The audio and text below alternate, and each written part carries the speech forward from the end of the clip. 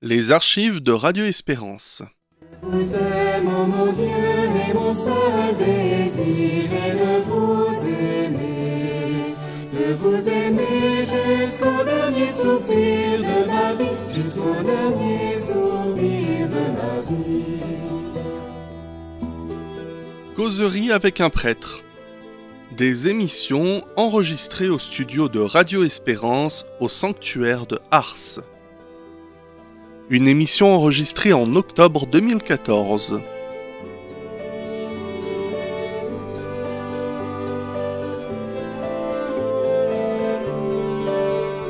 Bonsoir à nos amis auditeurs.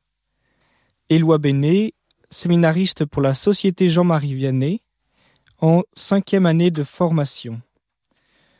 Nous passerons une heure ensemble en compagnie du Père Gaspard Craplet.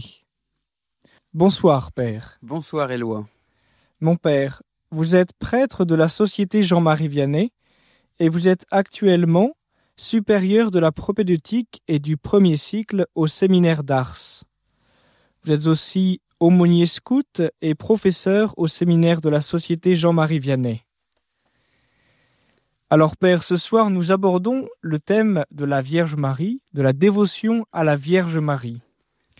Alors, nous avons choisi ce thème parce que le mois d'octobre est traditionnellement le mois du rosaire. Alors, on peut se poser la question, pourquoi le mois d'octobre est-il le mois du rosaire et pourquoi avoir un mois du rosaire ? Alors, effectivement, tout d'abord parce que, tout simplement, le 7 octobre est une grande fête, Notre-Dame du Rosaire, et la dévotion à Marie est tellement importante que le chrétien, instinctivement, décide de consacrer du temps à la prière de la Vierge Marie. Alors, il existe bien sûr déjà le mois de mai, bien sûr, qui est aussi le mois de Marie, mais pendant ce mois d'octobre, puis à cause de cette fête de Notre-Dame du Rosaire, on va être renouvelé pour réciter cette prière du Rosaire et peut-être déjà pour nous préparer un petit peu à la période de l'Avent qui va bientôt arriver. L'origine de cette fête de Notre-Dame du Rosaire, c'est une victoire importante militaire que le pape avait demandé quand il y avait une invasion de tout l'Empire chrétien, et une invasion difficile et qui a donné lieu à une grande bataille navale, la bataille de Lépante en 1571, donc qui était conduite par les Turcs pour envahir donc l'Europe. Et le pape a essayé de réunir tous les chrétiens qui avaient plutôt tendance à se battre entre eux, qui avaient du mal à lutter ensemble et à s'unir pour défendre l'Europe. Et donc le pape a demandé à tous les chrétiens de prier la Vierge Marie, de prier le rosaire. Et ils ont été exaucés. Et il y a eu cette grande victoire navale, un peu extraordinaire pour deux raisons. Tout d'abord à cause de la victoire, et puis aussi parce que les chrétiens se sont unis entre eux, ce qui était aussi une belle victoire de la Vierge Marie. Et donc depuis, cela a mis en avant quand même, c'est l'efficacité de cette prière à la Vierge Marie, cette prière du rosaire, et que du coup, bien simplement, nous sommes heureux de reprendre, d'être renouvelés dans cette prière du rosaire chaque mois d'octobre, chaque année au mois d'octobre. Voilà, donc vous nous parlez de l'importance de la prière à Marie, et on peut se demander, mais justement, pourquoi prier la Vierge Marie ? Parce qu'on peut prier le Christ, on prie Dieu. Pourquoi prier la Vierge Marie ? En quelque sorte, quelle est sa place dans notre foi ? Et du coup, par conséquent, où est-ce qu'on la trouve dans la Bible ? Dans quel livre ? Voilà. Alors la Vierge Marie, alors voilà beaucoup de questions. La Vierge Marie, elle a une place importante pour nous. Et pourquoi est-ce qu'on la prie ? Parce qu'elle a une place importante dans le mystère de la rédemption. Elle est la mère de Jésus-Christ, donc elle est la mère de Dieu lui-même. C'est quand même quelque chose. Et lorsque j'ai envie d'être un peu influent sur vous, Éloi, je pourrais éventuellement passer de façon un peu exceptionnelle, par ce canal, de demander à votre maman si elle peut un petit peu influer sur vous. Instinctivement, comme ça, si on sait que si on passe par la mère, il y a une possibilité d'écoute, évidemment. Alors, c'est vrai pour tous les saints, parce que, bien sûr, d'ailleurs, c'est vrai pour tout le monde. Tout le monde a une influence dans la prière. On peut se demander, d'ailleurs, puisque Dieu gouverne le monde, pourquoi est-ce que s'il gouverne le monde, pourquoi est-ce que nous, par notre prière, nous pouvons changer quelque chose? Parce que Dieu compte sur notre prière, et par notre prière, nous participons au gouvernement du monde. Et donc, il écoute notre prière. Mais il écoute encore plus les saints, ceux qui sont vraiment en union avec lui, ceux qui sont proches, ses amis en fait. C'est normal, on écoute plus ses amis. Et c'est pourquoi nous, comme nous ne sommes pas toujours des saints, nous aimons bien passer par les saints et passer par les amis du bon Dieu. Et la personne la plus sainte, la plus extraordinaire, qui a un rôle si important dans l'histoire du salut, c'est Marie, et c'est pourquoi nous aimons passer par Marie. Nous savons que la prière qui passe par la Vierge Marie va être embellie, complétée, couronnée, et la Vierge Marie va lui donner tout son poids. Elle va aussi éventuellement la purifier d'ailleurs de tout ce qui ne serait pas parfait. Et donc ce qui passe par les mains de la Vierge Marie, eh bien, arrive plus facilement jusqu'auprès du Christ. Voilà. Et est-ce que vous pourriez nous dire un mot justement de la présence de la Vierge Marie dans les évangiles, et notamment elle est bien présente dans l'évangile de Jean. Voilà, au pied de la croix, Marie est là, et le Christ nous la donne pour mère. Oui, tout à fait. C'est un élément important. Vous savez que lorsqu'on est près de mourir, on s'intéresse au bien qu'on a, et puis aux gens qu'on aime, et on a envie de léguer, faire une sorte de legs. Eh bien, Jésus, sur la croix, au moment de mourir, eh bien, le trésor qu'il a, parce que lui, il a vécu pauvrement, il n'a pas d'argent à donner, mais il a ce grand trésor énorme qui est la Vierge Marie. Et il confie ce trésor à l'apôtre Jean, qui représente en fait toute l'Église, tous les disciples. On l'appelle d'ailleurs, dans l'évangile de Saint Jean, le disciple que Jésus aimait. Voilà, ce qui fait que vous, Éloi, bien, Jésus vous aime, et donc il vous confie aussi la Vierge Marie. Et on le dit d'ailleurs, il l'a pris chez lui, donc il prie Marie. Voilà. Ce disciple bien-aimé que l'on appelle Jean, qui est l'auteur de l'évangile, eh bien prend Marie chez lui. Donc effectivement, il y a une place importante de Marie dans l'évangile de Jean, parce que on imagine que s'il l'a pris chez lui, il l'a ensuite gardé pour un moment chez lui. Et puis, quand on a la Vierge chez soi, qu'est-ce que vous voulez? Moi, j'imagine qu'on lui pose pas mal de questions. Et puis, les évangélistes, ils notent bien tous, notamment Saint Luc, que Marie méditait ces choses dans son cœur. Donc, elle a médité les choses. Donc, elles ont mûri. Et peut-être que c'est de là que tient la profondeur de l'évangile de Saint Jean. L'évangile de Saint Jean, on l'appelle Saint Jean le théologien. Voilà, c'est le grand évangile qui plane un petit peu au-dessus des autres. Et d'ailleurs, il y a les 4 vivants, les 4 animaux qui représentent les évangélistes. Traditionnellement, on donne l'aigle à Saint Jean, en disant que l'aigle, c'est celui qui plane très haut, qui vient au-dessus des autres, qui est majestueux. Eh bien, l'évangile de Saint Jean est un petit peu comme cela, et c'est pour ça que d'ailleurs qu'il a un grand impact sur les gens. 2 exemples. J'ai un ami irakien, et qui me disait, en Irak, les chrétiens, ils mettent l'évangile de Saint Jean sous le pare-soleil. Voilà, comme ça, ils ont toujours l'évangile de Saint Jean juste au-dessus du pare-brise, là au-dessus de leur tête pendant qu'ils conduisent, toujours. Ah, c'est quand même l'évangile. Et puis Luc Ferry, qui avait été ministre de l'Éducation nationale, et qui a écrit que pour lui, la Bible est un livre extraordinaire, et notamment l'Évangile de Saint Jean, voilà, le livre préféré, est quelque chose d'extraordinaire. Donc, on voit la profondeur, et là, il y a un petit coup de piston de la Vierge Marie, qui fait d'ailleurs penser que dans notre vie quotidienne, peut-être qu'on devrait un peu plus demander à Marie qu'est-ce qu'elle en pense, pour avoir un petit peu plus son avis, se laisser un petit peu modeler par elle, parce que Marie, elle arrive à faire bonifier les choses. Parce que, Saint Jean, c'était un jeune homme sans doute très bien, il est d'ailleurs resté auprès de la croix, mais il s'est sûrement bien amélioré sous l'influence de Marie. Voilà, donc vous nous parlez de la Vierge Marie dans l'évangile de Jean, mais voilà, ensuite, est-ce que vous pourriez nous dire un mot du rôle de la Vierge Marie une fois que le Christ est mort, et quel fut son rôle dans la première communauté chrétienne? On voit en effet qu'elle est présente à travers les actes des apôtres, et notamment au jour de la Pentecôte. Alors, tout à fait. Donc, c'est sûr que son rôle dans la communauté chrétienne, juste après la mort du Christ, sans doute déjà, ça a été de consoler. On imagine, quand le Christ est mort, mais tout s'effondre. On pense aux disciples d'Emmaüs qui repartent tout tristes. C'est terrible, de cette mort du Christ. Alors, on imagine bien que les apôtres, déjà, se sont retourner comme on le fait instinctivement. S'il y a une mère si extraordinaire qui est là, qu'on connaît bien, qui est la mère du Christ, eh bien, instinctivement, on se tourne vers elle. Et la tradition dit que Marie, c'est celle qui est debout. Et on le voit d'ailleurs dans l'évangile de Jean, où on dit que Marie était là debout près de la croix, ce qui a donné ce fameux chant Stabat Mater. Voilà, Stabat, c'est-à-dire debout. Marie était là debout. C'est-à-dire qu'elle ne s'est pas effondrée. Les autres disciples avaient fui, sans doute qu'ils étaient effondrés, et ils étaient d'autant plus effondrés après la mort du Christ qu'ils avaient fui, qu'ils avaient été infidèles, alors qu'ils avaient dit, comme Thomas, moi je suis prêt à mourir avec toi, etc. Finalement, ça a été la catastrophe. Donc, Marie, c'est celle qui a tenu. Je conseille d'ailleurs à nos auditeurs un petit livre qui est sorti il n'y a pas longtemps de Claire Patier, qui est une vierge consacrée et qui enseigne ici au séminaire d'Ars, qui a écrit un petit livre sur la Vierge Marie, qui se lit tout simplement et qui est très très beau.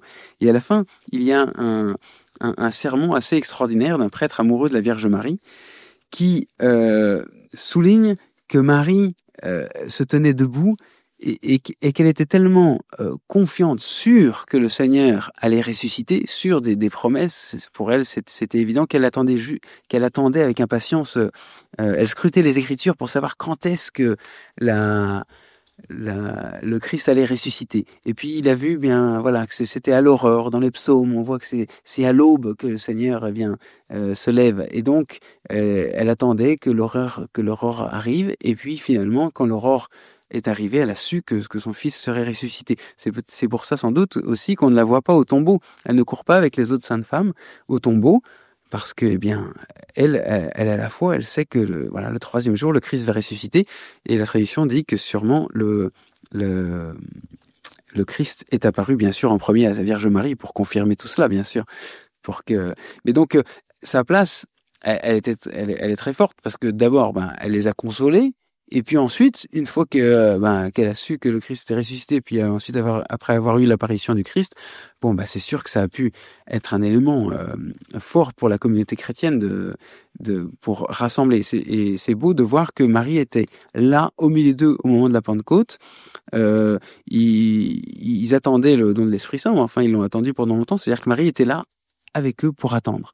Et il y a un théologien, le père d'Escouvement, qui dit Marie est en quelque sorte le paratonnerre de l'Esprit Saint. C'est-à-dire que Marie est là au milieu d'eux et voilà, l'Esprit Saint descend. Un petit peu comme la foudre sur un arbre.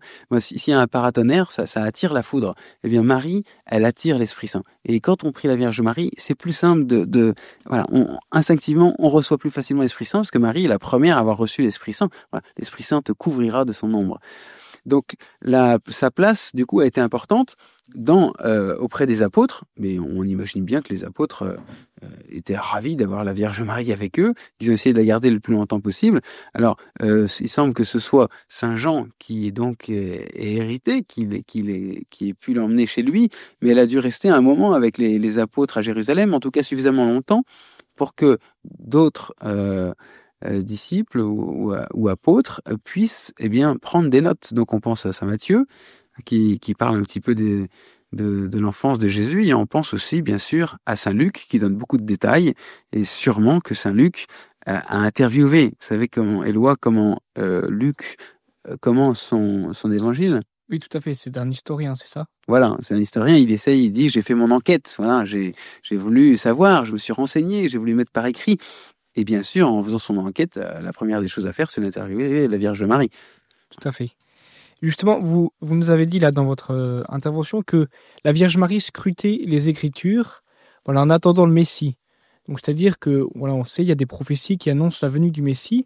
Est-ce que dans l'Ancien Testament, on trouve des traces d'une annonce d'une Vierge ou de la Vierge Marie, ou des figures qui peuvent, après coup, nous faire penser que la Vierge Marie était préfigurée à travers certaines femmes de l'Ancien Testament?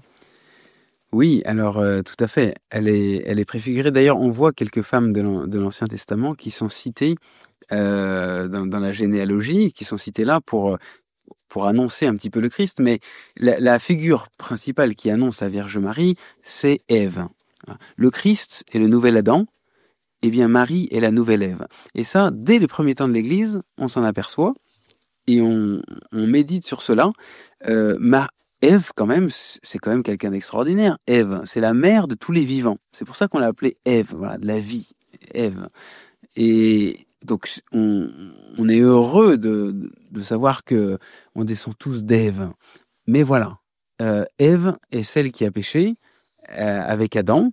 Hein, donc, tous les deux, d'ailleurs, on parle du péché d'Adam. Hein, ils sont tous les deux responsables et Adam a une forte responsabilité dans ce péché. Donc, Ève, Marie est celle qui va défaire, dit saint Irénée, le nœud qu'avait fait Ève. Donc Ève, en péchant, eh bien, va faire un nœud, va dire non au Seigneur. Hein, elle va désobéir. Et Marie, elle va obéir. Donc il y a une préfiguration et en même temps, il va y avoir comme un parallèle, mais en positif et en négatif. Voilà. Donc, même ceci dit, Ève est quand même la mère de tous les vivants et qui annonce Marie qui va être la mère aussi de tous les vivants, de tous les chrétiens. Et puis, bien sûr, ensuite, il y a beaucoup de figures qui apparaissent, toutes les femmes qui apparaissent dans la Bible, et puis notamment voilà, Judith, toutes celles qui ont un rôle important dans la conduite du peuple de Dieu, dans les conseils. Voilà, dans l'Ancien Testament, il y a beaucoup de femmes qui ont un rôle important et qui vont ainsi annoncer la Vierge Marie. Ce qui est intéressant, c'est de voir entre le début et la fin de la Bible. Au début de la Bible, il y a Ève, et puis à la fin de la Bible, il y a aussi une femme qui est dans l'Apocalypse, les livres de l'Apocalypse. Aide-moi, Seigneur mon Dieu, pour que mes yeux soient miséricordieux et que je discerne la beauté dans l'âme de mon prochain. Ô Jésus, roi d'amour, j'ai confiance en ta miséricordieuse bonté. Ô Jésus, roi d'amour, j'ai confiance en ta miséricordieuse bonté.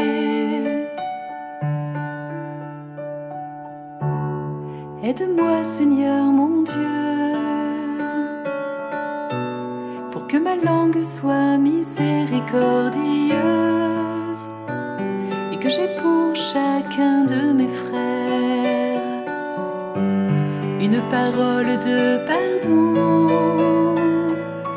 Ô Jésus, roi d'amour, j'ai confiance en ta miséricordieuse bonté.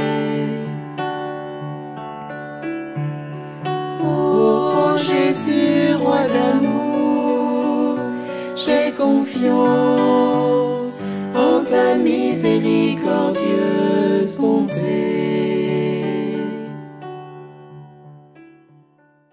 Vous écoutez une émission Causerie avec un prêtre, enregistrée en direct du séminaire de Ars en octobre 2014.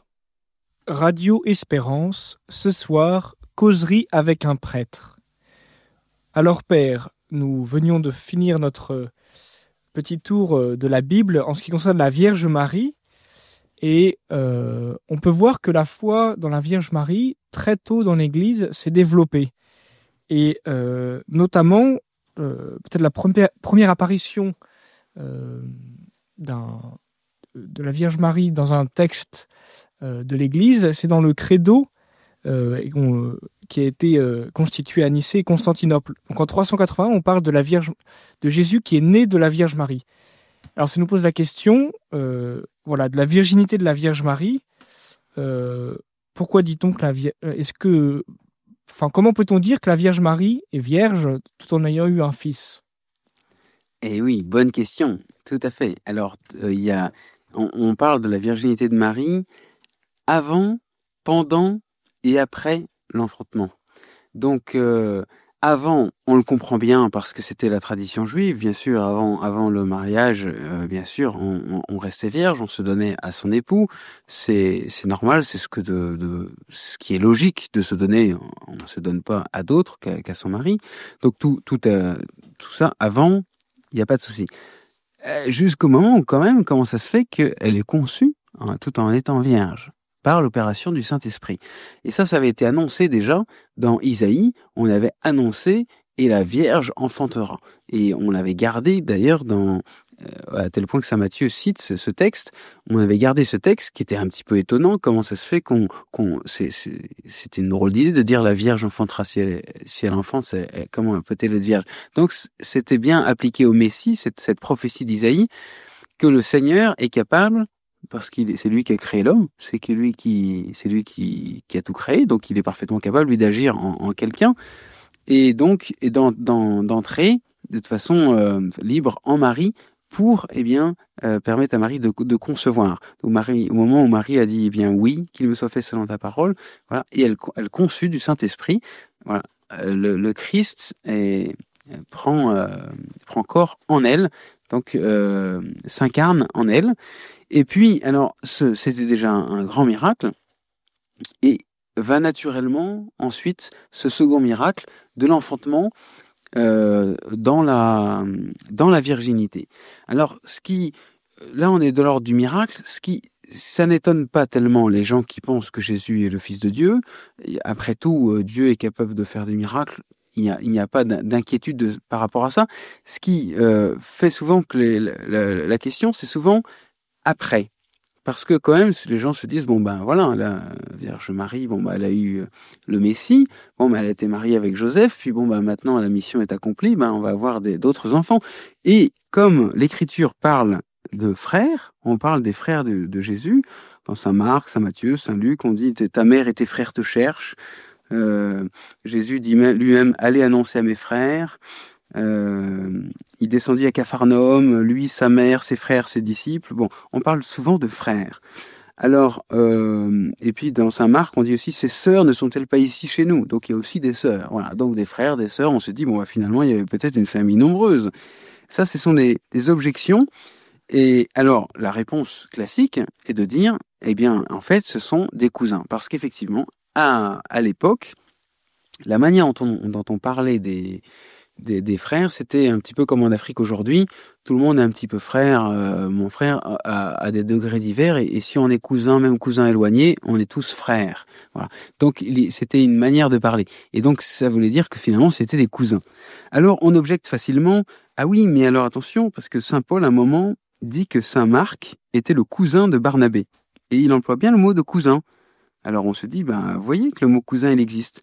Et oui, mais là, Saint Paul, il écrit en grec, il emploie le mot cousin en grec, mais en hébreu, on emploie toujours le mot frère, et surtout que d'être frère du Seigneur, c'était un titre de gloire, et qu'au moment où on allait écrire les évangiles, les gens, ils n'étaient pas prêts à y renoncer. Parce qu'avoir été cousin du Seigneur, c'est extraordinaire, donc on gardait bien le titre de frère, c'était bien mieux que cousin. Donc frère du Seigneur.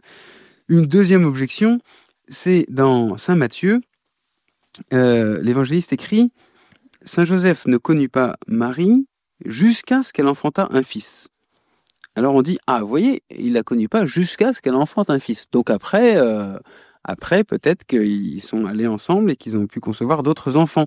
On pense cela quelquefois. Alors que l'expression « il ne la connut pas jusqu'à ce que », c'est une expression juive qui ne veut pas dire du tout qu'ensuite il y a eu quelque chose. La preuve, c'est que Jésus dit « Je suis avec vous tous les jours jusqu'à la fin du monde. » Mais évidemment, après la fin du monde, il sera quand même avec nous. Voilà. Et puis on dit aussi dans le deuxième livre de Samuel, Michal, fille de Saül, n'eut pas d'enfant jusqu'à ce qu'elle meure. Bon, bah, une fois qu'elle est morte, elle n'en a pas eu non plus. Voilà. Donc, et puis dans le livre de la Genèse, le Seigneur dit à quelqu'un, je ne t'abandonnerai pas jusqu'à ce que j'ai fait tout ce que j'ai dit. Bah, évidemment, ensuite, une fois qu'il aura tout fait, il ne l'abandonne pas non plus. Donc en fait, jusqu'à ce que, ça ne veut pas dire du tout qu'ensuite il y a un changement. C'est une manière de parler. Il y a une dernière objection. Dans l'évangile de Saint Luc, on dit « Elle enfanta son premier-né ». Alors les gens disent « Ah, vous voyez, le premier-né, s'il y a le premier, c'est qu'il y a des deuxièmes. Ça, c'est sûr. » Alors que pas du tout. Premier-né, c'est synonyme dans la Bible de fils unique aussi. La preuve, c'est que dans Zacharie, on dit, eh bien, ils feront sur lui une lamentation comme sur un premier-né, comme sur un fils unique. Donc c'est synonyme. Et puis on a retrouvé aussi une tombe de l'époque de Jésus avec une inscription Arsinoé, morte en enfantant son premier-né. Donc elle n'en a pas eu d'autre puisqu'elle est morte. Donc elle a enfanté son premier-né. Donc premier-né, en fait, ça veut dire le premier à ouvrir le sein maternel, mais ça ne veut pas dire qu'il y en a eu d'autres. Voilà. Donc c'est un titre honorifique, c'est-à-dire qu'on est l'aîné, même s'il n'y en a pas derrière, en fait.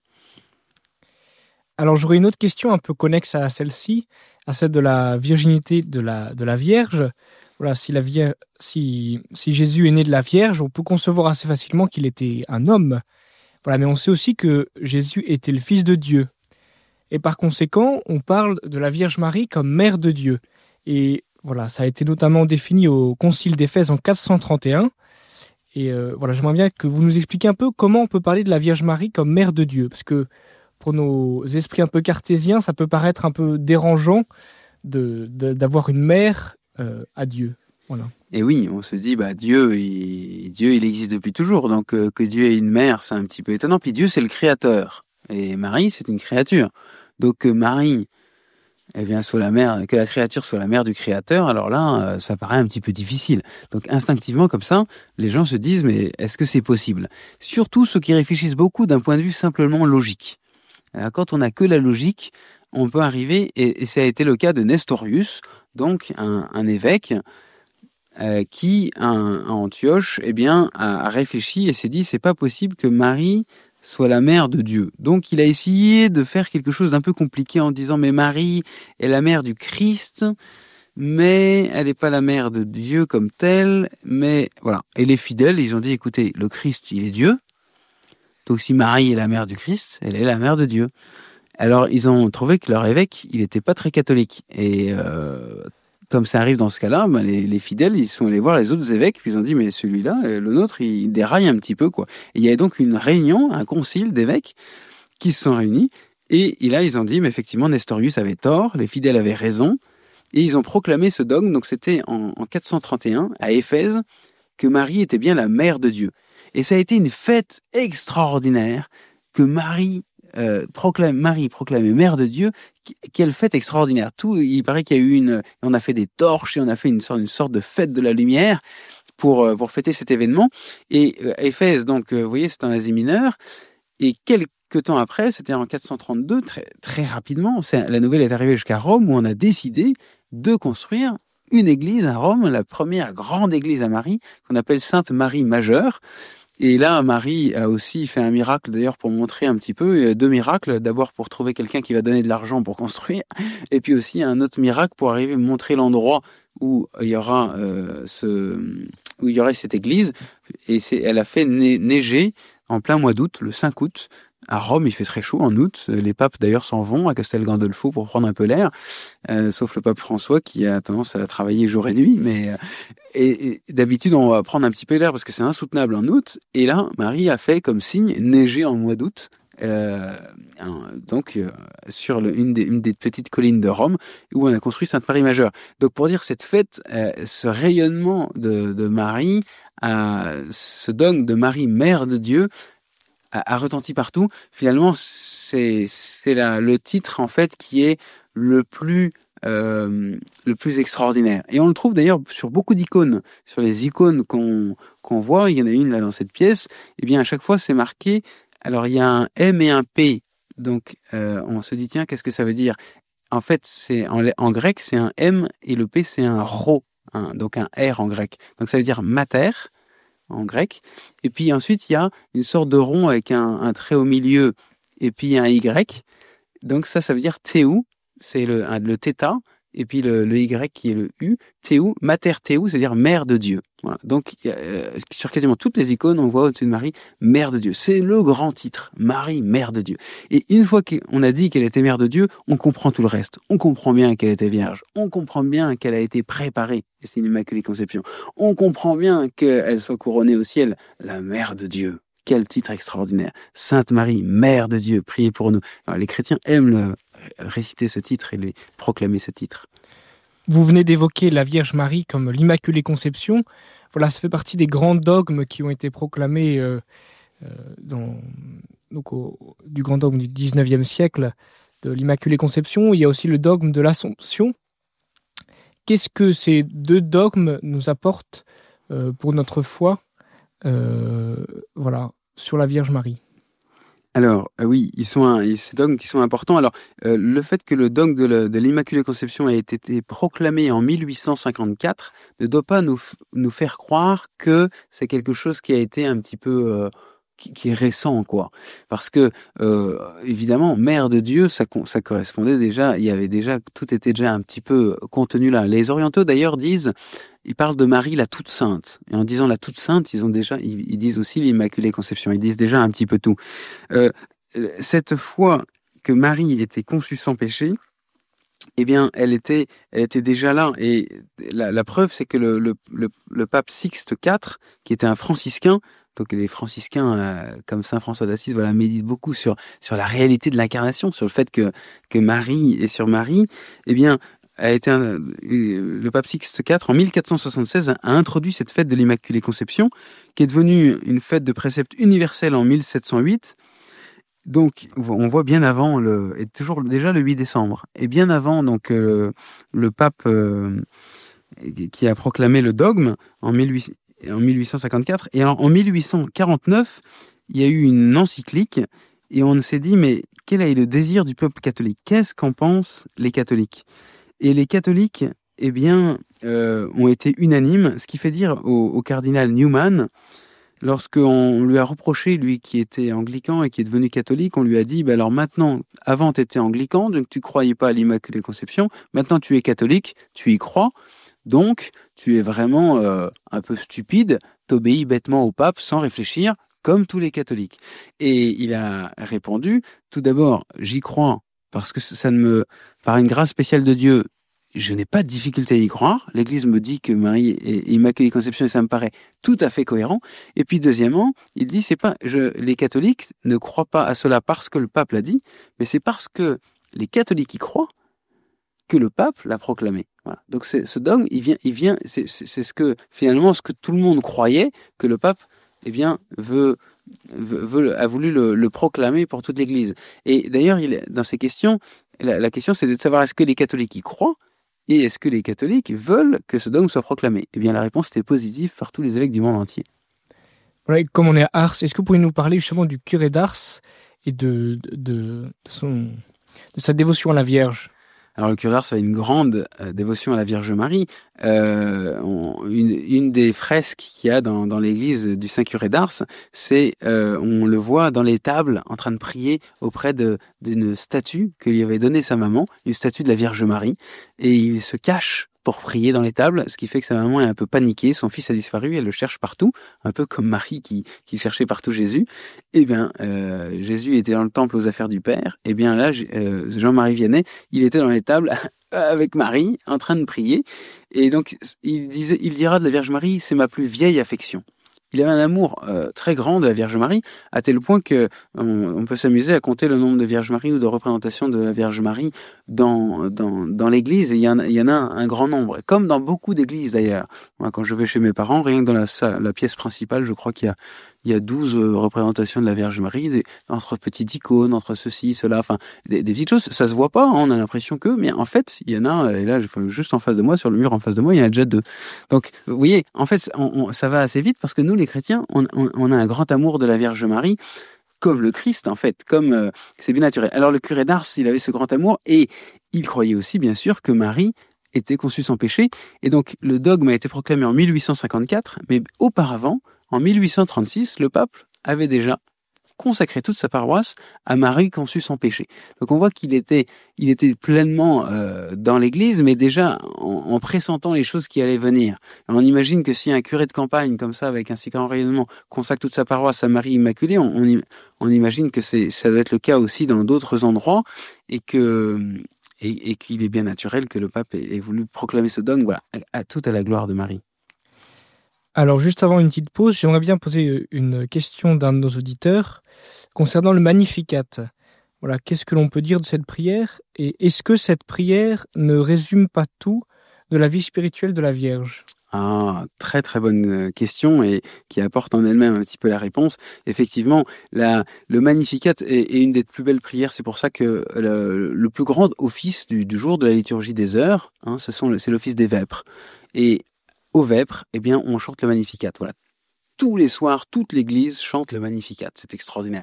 Et ce Magnificat, en fait, il ressemble au psaume.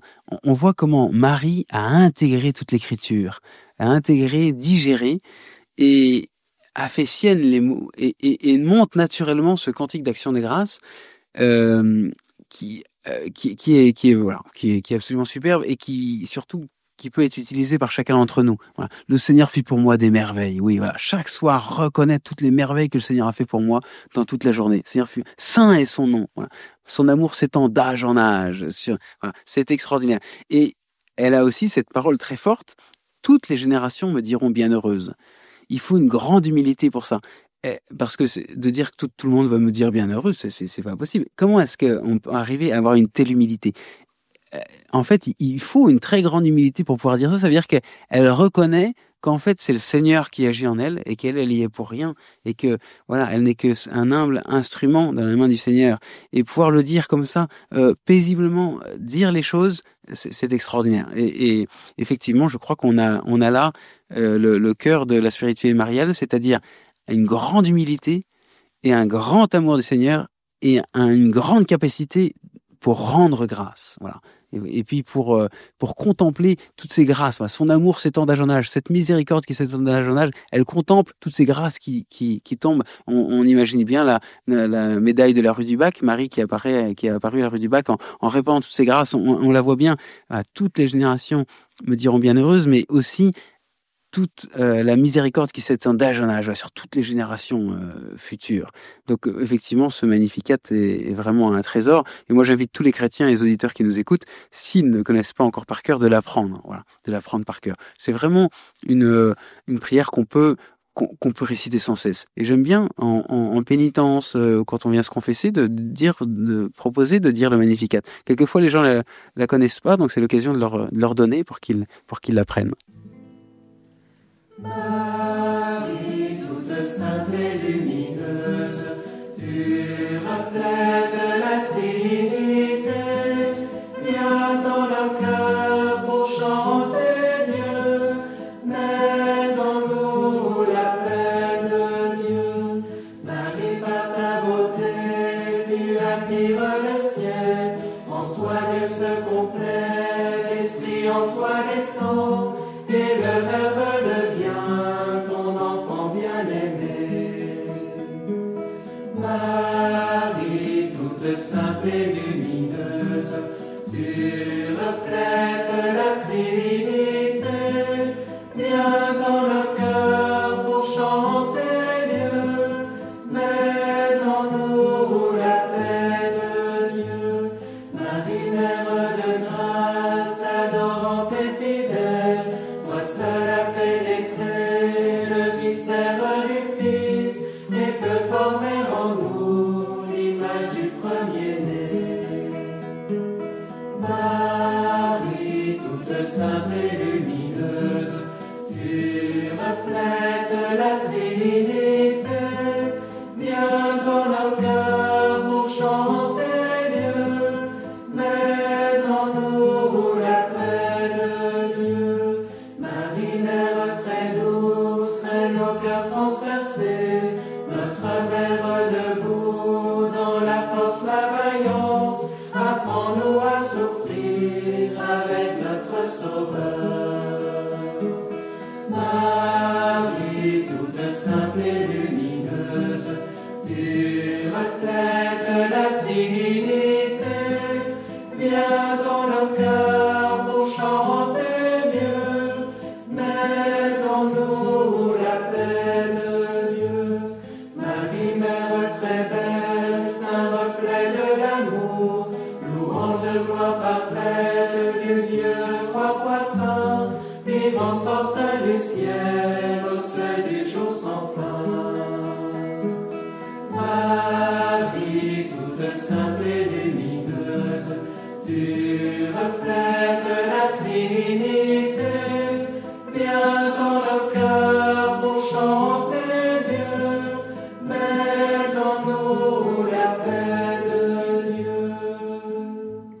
Vous écoutez une émission Causerie avec un prêtre, enregistrée en direct du séminaire de Ars en octobre 2014. Voilà, Père, nous en étions restés à l'Immaculée Conception. J'aimerais bien aborder maintenant la question. Voilà, nous avons vu l'importance de la Vierge Marie, mais quelle est la manière dont on va pouvoir la prier? Voilà, donc il y a bien évidemment le rosaire. Mais justement, voilà, comment est-ce qu'on va prier ce rosaire? Déjà de manière pratique. Dans le rosaire, on sait, il y a les Je vous salue Marie, Notre Père. Voilà, quels sont tous les petits points qui peuvent nous aider à prier le rosaire? Oui, alors c'est vrai qu'on a toujours besoin d'être renouvelé. J'ai relu il y a peu la lettre apostolique de Saint Jean-Paul II sur le rosaire de la Vierge Marie. On sait que le pape Jean-Paul II aimait beaucoup prier le rosaire. On le voyait souvent, même comme pape, égrener son chapelet. Il aimait prier ce rosaire. Alors, c'était un amoureux de cette prière, et il a écrit une lettre que je vous invite à lire, la lettre apostolique sur le rosaire en 2002 de Jean-Paul II. Il dit dedans que cette prière est extraordinaire, qu'elle est très belle, qui est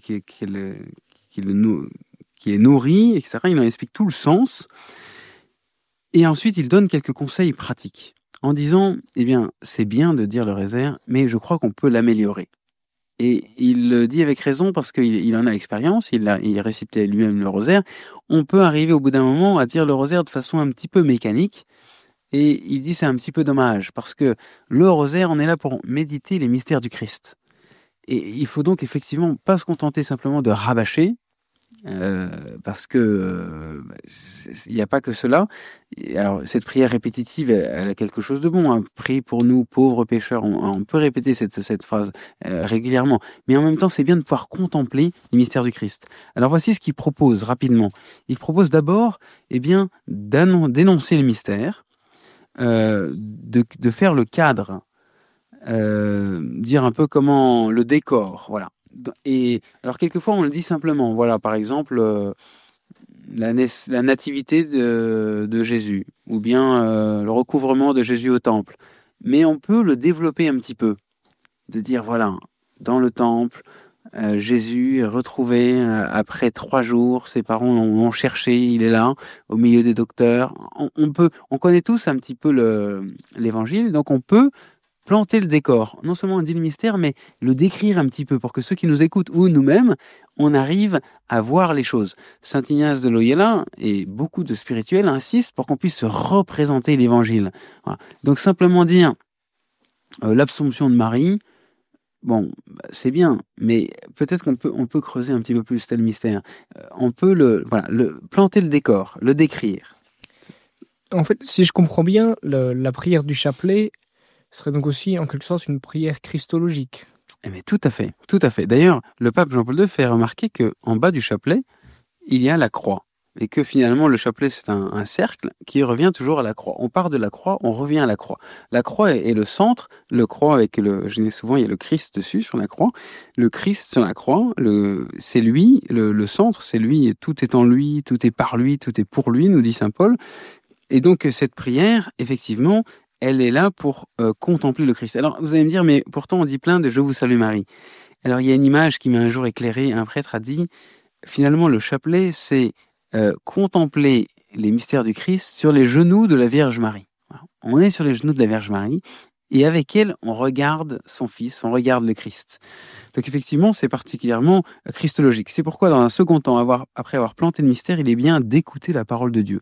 Le pape Jean-Paul II dit, pour donner un fondement biblique et une profondeur plus grande à la méditation, il est utile que l'énoncé du mystère soit suivi de la proclamation d'un passage biblique correspondant, qui, en fonction des circonstances, peut être plus ou moins important. Les autres paroles, en effet, n'atteignent jamais l'efficacité particulière de la parole inspirée. Voilà. Il s'agit de laisser parler Dieu, nous dit le Saint-Pape. Donc, vraiment, un passage biblique. Alors, il existe beaucoup de petits livrets qui sont faits, qui sont très très bien, où il y a des passages bibliques, ou de l'Ancien Testament, ou du Nouveau, pour expliciter un petit peu le mystère, et dans lequel on entend Dieu parler. Et le pape dit que, éventuellement, de temps en temps, s'il y a du monde, si on est à plusieurs dans telle ou telle occasion solennelle, cette parole de Dieu peut être illustrée de manière heureuse par un bref commentaire. C'est-à-dire que, or je remarque souvent qu'on a tendance à faire des longs commentaires et que la parole de Dieu a tenu qu'à une phrase. Dans l'esprit du pape Jean-Paul II, c'est vraiment prendre le temps d'écouter la parole et que le commentaire soit plus bref, quoi. Voilà, pour qu'on puisse écouter plus Dieu que celui qui parle, quoi. Voilà. Très bien. Et quel conseil vous nous donneriez pour nous renouveler dans notre prière du Je vous salue Marie?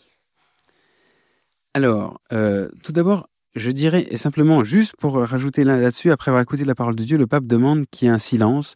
Les fois où je participe à un chapelet où il y a du silence, Thomas, par exemple, le séminariste, a animé le chapelet de mercredi dernier à la basilique, et je voyais qu'il faisait des silences un petit peu courts au début, et puis plus longs sur la fin, et on a bien senti la différence, qu'on était plus les silences étaient un peu plus longs, on avait le temps de digérer cette parole de Dieu, de la méditer.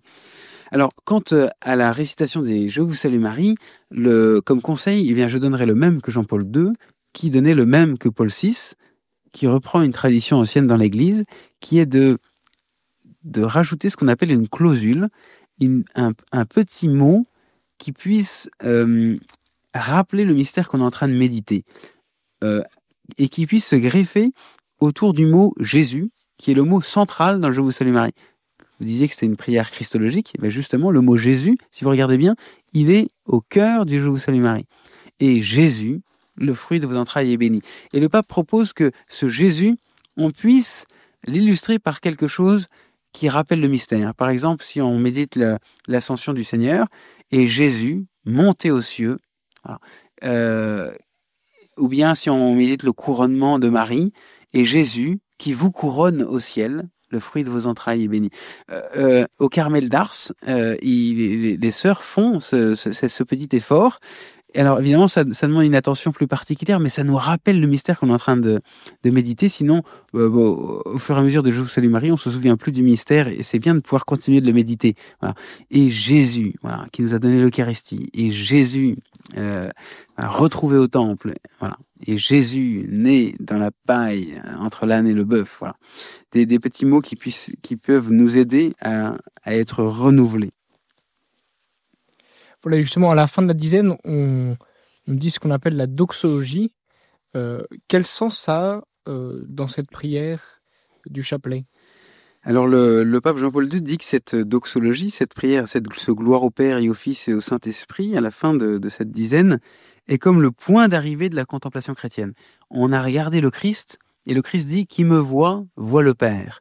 Et donc, c'est dans l'Esprit Saint qu'on peut reconnaître que le Christ est vraiment Fils de Dieu, et donc et grâce à l'Esprit Saint de se tourner vers le Père, de l'appeler Abba. Donc c'est vraiment, après avoir contemplé le Christ sur les genoux de la Vierge Marie pendant cette dizaine, on termine avec un gloire au Père. C'est pour ça que ce gloire au Père, il faut qu'il soit dit profondément. C'est pas simplement la conclusion de la dizaine qui est dite rapidement. C'est c'est doxologie, c'est-à-dire on rend gloire. Voilà, vraiment, gloire au Père et au Fils et au Saint-Esprit. C'est vraiment Dieu qu'on va honorer et qui vient conclure un petit peu toute cette dizaine d'une façon très belle. Et à la limite, le pape Jean-Paul II dit, finalement, on est comme les apôtres qui étaient auprès de Jésus sur la transfiguration. Voilà, il est heureux que nous soyons ici. Voilà, on est heureux de rendre gloire. Seigneur, nous sommes heureux. Voilà, gloire à toi. Voilà, merci Père pour ces conseils pour notre récitation du chapelet. J'aimerais bien vous poser maintenant une question qui nous revient souvent. Voilà, c'est la place de la Vierge Marie. C'est-à-dire que, est-ce que, à travers la prière du rosaire, à travers notre dévotion à la Vierge Marie, on ne donne pas une place trop importante à la Vierge, et du coup, on place la Vierge au même niveau que Jésus, ou entre guillemets, on rendrait Jésus jaloux de notre prière pour la Vierge Marie? Alors heureusement, Jésus est sans péché, il lui est impossible de pécher puisqu'il est Dieu et que le péché est un refus de Dieu. Donc il est métaphysiquement impossible que Jésus pêche, donc il ne peut pas être jaloux. Donc heureusement, mais plus profondément, effectivement, on a quelquefois cette tentation, cette inquiétude de se dire mais est-ce qu'on va pas faire de l'ombre à Jésus?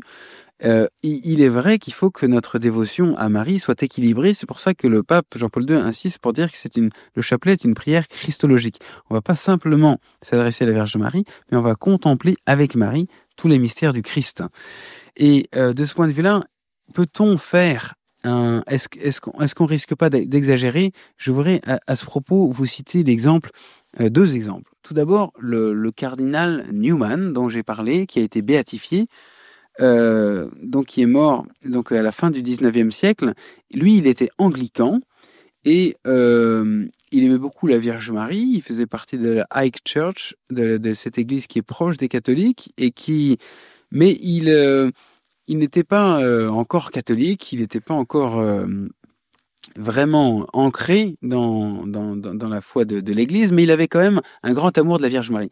Et une fois qu'il est devenu catholique, mais déjà avant, mais une fois qu'il est devenu catholique, il s'est mis à défendre la Vierge Marie quand d'autres anglicans lui disaient « Mais toi, tu es un catholique, tu honores trop la Vierge Marie, Et alors lui a pris deux exemples qui sont très beaux.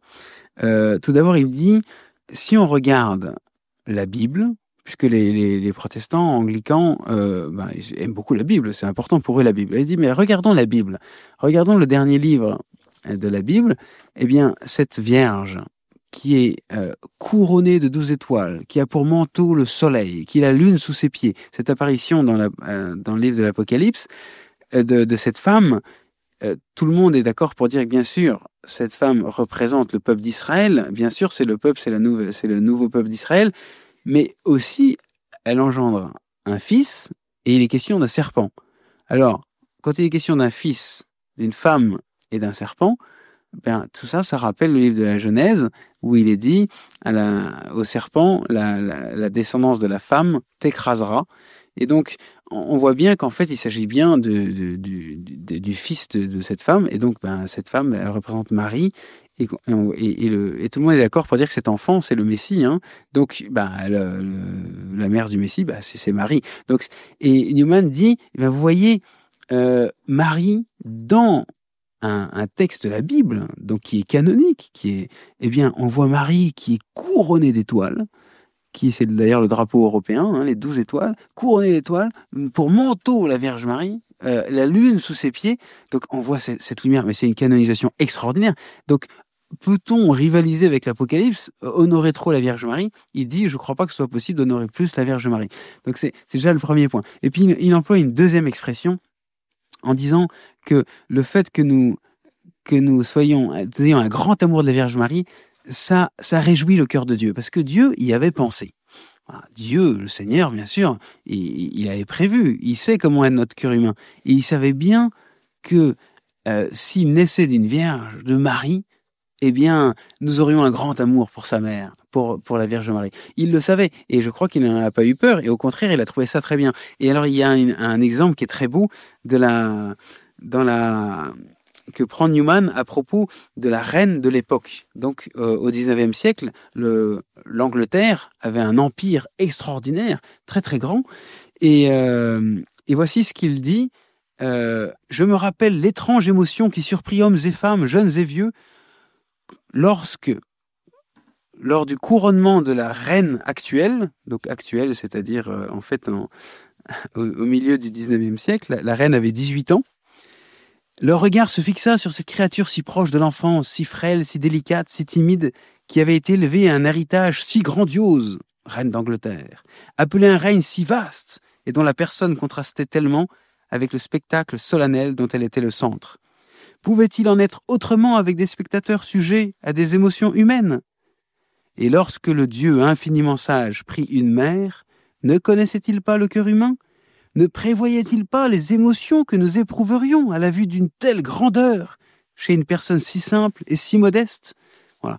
Donc toute l'Angleterre et tout le monde entier avait été ému de voir cette frêle jeune fille de 18 ans qui devient reine d'un empire si vaste, et tout le monde s'était mis à aimer cette reine. Eh bien, c'est d'autant plus vrai pour la Vierge Marie. Voilà. La Vierge Marie qui était toute jeune quand elle est devenue la mère du Messie, cette Vierge, c'est normal qu'on ait un grand amour pour cette Vierge Marie.